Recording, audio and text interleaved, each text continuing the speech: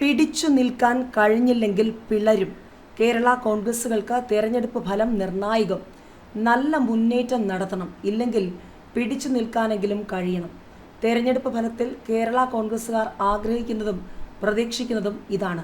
വൻ തോൽവികൾ പാർട്ടികളിൽ ആഭ്യന്തര പൊരുത്തക്കേടുകൾക്ക് വഴിയൊരുക്കും. അത് പിളർപ്പിനും ഇടയാക്കിയേക്കും.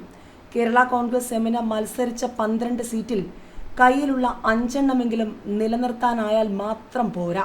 ചെയർമാൻ ജോസ് കെ മാണിക്ക് പാലായിൽ തട്ടകം ഉറപ്പിക്കുകയും വേണം. പാലായിൽ വീണ്ടും ഒരു തോൽവി സംഭവിച്ചാൽ അത് കേരള കോൺഗ്രസ് എമ്മിലെ ആഭ്യന്തര ബലാബലത്തിൽ നിർണായകമാകും.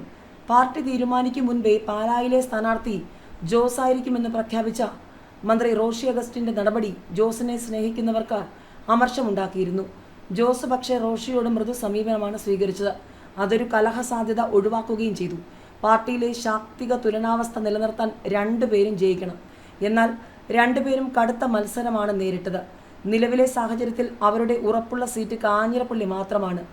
റാന്നി, പൂഞ്ഞാർ, ചങ്ങനാശ്ശേരി എന്നിവിടങ്ങളിലും കടുത്ത പോരാട്ടമായിരുന്നു. മറുവശത്ത് PJ ജോസഫ് നേതൃത്വം നൽകുന്ന വിഭാഗത്തിന് UDFിനുള്ളിൽ സ്വന്തമായ ഒരു അടയാളപ്പെടുത്തലിൻ്റെ ആവശ്യകതയുണ്ട്.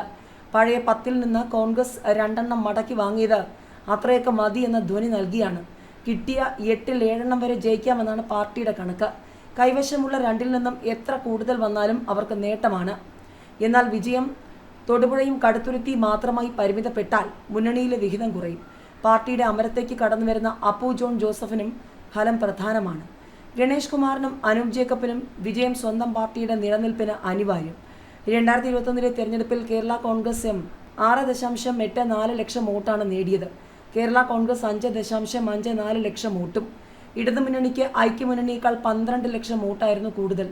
കേരള കോൺഗ്രസുകളുടെ വോട്ട് വിഹിതം ഫലത്തിൽ എത്ര നിർണായകമെന്ന് ഈ കണക്കുകൾ വ്യക്തമാക്കുന്നു. 8ൽ 7 സീറ്റ് വരെ ജയിക്കാമെന്നാണ് പാർട്ടിയുടെ വിലയിരുത്തലെന്നും കേരള കോൺഗ്രസിന്റെ പ്രസക്തി അടിവരയിട്ട് തെളിയിക്കുമെന്നും വർക്കിംഗ് ചെയർമാൻ PC തോമസ് പറഞ്ഞു. കഴിഞ്ഞ തവണത്തേക്കാൾ കൂടുതൽ സീറ്റുകളോടെ കേരള കോൺഗ്രസ് എം മുന്നേറുമെന്ന് ഉന്നതാധികാര സമിതി അംഗവും ചീഫ് വിപ്പുമായ ഡോക്ടർ N ജയരാജ് പറഞ്ഞു.